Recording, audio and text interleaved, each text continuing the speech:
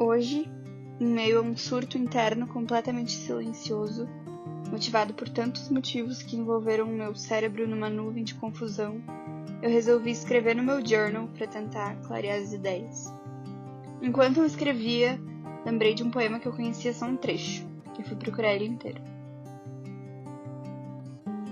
Descobri que se chama Aninha e Suas Pedras. É assim: não te deixes destruir, ajuntando novas pedras e construindo novos poemas.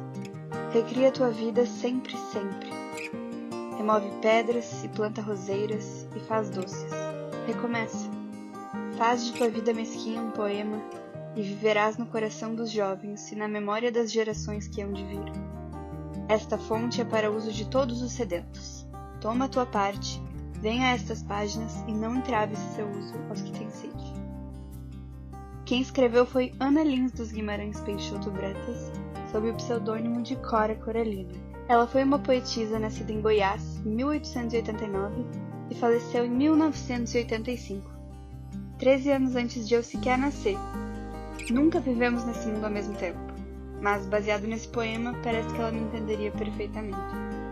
Eu resolvi pesquisar um pouco sobre a história da Ana, ou Cora. Descobri que ela casou com um homem 22 anos mais velho que ela, foi morar em São Paulo com ele e teve 4 filhos. Sua vida foi diferente do que esperava. Queria um príncipe que lhe mimasse e cuidasse, mas encontrou um homem ciumento. Ela contou que, apesar disso, se via renovada por causa dos seus filhos, apreciando cada coisinha que eles faziam. Após ele falecer, ela se viu em São Paulo com 4 filhos para criar, pobre e tendo estudado somente até o ensino primário. Mas se reergueu, diz que Deus teve dó dela e a ajudou a solucionar um problema por vez. Ficou 45 anos em São Paulo sem sequer visitar Goiás e voltou para sua terra natal em 1956, deixando os 4 filhos e os muitos netos e bisnetos em São Paulo. Apesar de escrever desde os 14 anos, publicando as crônicas dela em jornais, a Cora só publicou seu livro aos 75 anos, e para isso teve que vender uma casa antiga que tinha. Buscando um dinheirinho para poder publicar mais, se estabeleceu como doceira e ficou bastante reconhecida pelos seus doces. Em uma das entrevistas dela que eu li, aos 94 anos, ela disse que quando era jovem era considerada uma détraquée, que definiu como doida malucada, não doida de jogar pedra, mas doida fora do rebanho, fora da média, fora do estatuto que se considerava equilibrado para todas. Ela disse: eu era diferente, queria ter minha personalidade, as outras todas aceitavam. Eram os carneiros. E eu não era carneiro para andar por aí pastorado. Eu tinha opinião própria e queria uma vida própria.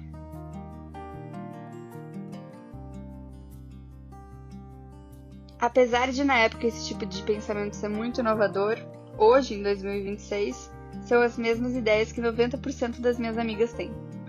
E ela ainda conta que sempre quis casar e ter filhos, que foi o que ela fez, mas que na idade de 94 anos ela se sentia mais livre do que nunca.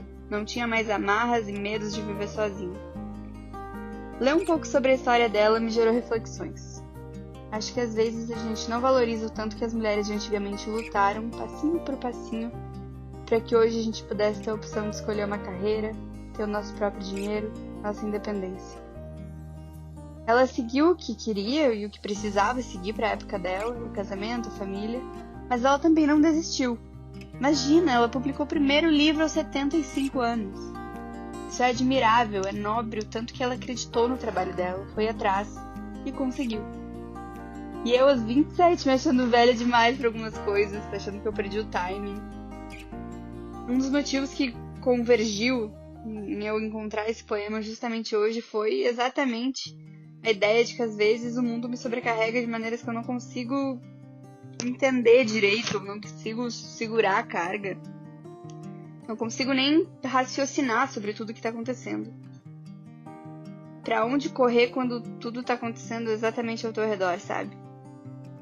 Eu tenho certeza de que muito dessa incapacidade de conseguir raciocinar tudo o que acontece, esse ritmo frenético de vida, vem de vício em telas, até porque muita gente tá nessa mesma situação que eu. Mas muito vem também da quantidade de coisas para uma única cabecinha pensante. Eu quero fazer muita coisa, eu tenho muitas ideias, muitos hobbies, muito estudo, muita gente que eu gosto de conversar. Eu sou sortuda demais por isso, não é uma reclamação, de forma alguma, é só uma explicação. Eu gosto de ser assim, eu gosto de ter muitas coisas que eu tô com vontade de fazer, eu gosto de ter 1 milhão de interesses e de querer estudar coisas que não tem nada a ver com a minha área de trabalho. E isso me motiva, me enriquece, me deixa uma pessoa aculturada, me deixa feliz e me deixa em paz. Mas tem sido difícil encontrar um equilíbrio entre tudo que eu quero fazer e tudo que eu tenho que fazer pra não acabar queimando cartucho, sabe? Eu sou uma pessoa que já pensou demais nessa vida. E se eu paro e fico pensando muito, eu começo a sentir um desespero silencioso. Como se não houvesse saída, nem propósito, nem pra onde correr. E não sobre uma situação específica, mas sobre a própria existência em si. Tudo isso desaparece quando eu tô boiando na piscina, sentindo vento, tomando sol, ou deitada na sombra de uma árvore, lendo um livro, ou olhando pro céu. Eu acho que o contato com a natureza é de fato o caminho para nós, seres que pensam demais. A natureza tem o seu próprio tempo, e ele é perfeito. Ela não se cobra produtividade, não se cobra para chegar antes da hora, nem para fazer hora extra. Respeita suas fases, as aceita, não as tenta controlar. E depois que as folhas secam e caem, ela recomeça, sempre, sempre.